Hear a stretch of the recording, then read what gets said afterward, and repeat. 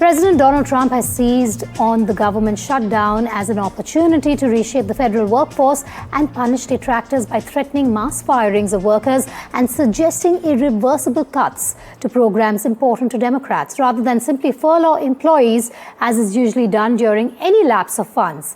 White House Press Secretary Leavitt says layoffs were imminent. Speaking to reporters Thursday, Leavitt said the layoffs were likely to go on and to be in thousands.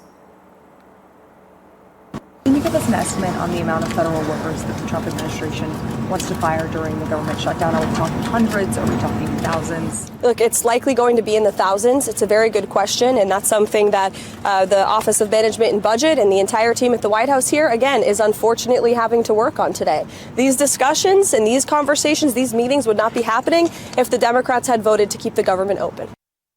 Well, in the U.S., the government shutdown happens when Congress cannot pass the annual spending bills that fund government operations. So unlike in India, where the union budget is just a single vote, the U.S. requires 12 different bills to pass. And if Congress fails, federal agencies legally cannot spend any money, and parts of the government shut down as a result. So essential services like defense, social security, and air traffic control continue, but many civilian services stop. So what does this mean? This means that hundreds of thousands of federal employees either stay at home or they work without pay.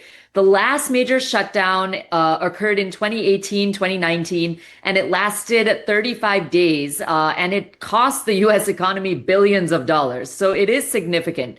Now, this shutdown in 2025 has happened because it comes down to healthcare and, I guess, political brinksmanship, if you can call it that. Republicans who do control both houses of Congress want to enforce more spending cuts and reforms. The Democrats, however, are insisting that any budget must extend subsidies under the Affordable Care Act and restore Medicaid funding for low-income Americans. So that's healthcare for low-income Americans. So without these guarantees, Democrats refuse to cooperate in the Senate, where 60 Democrat votes are required. So the question is, are Democrats deliberately using the shutdown as leverage? And by holding firm on healthcare, they are actually framing Republicans as attacking ordinary Americans' access to medical coverage.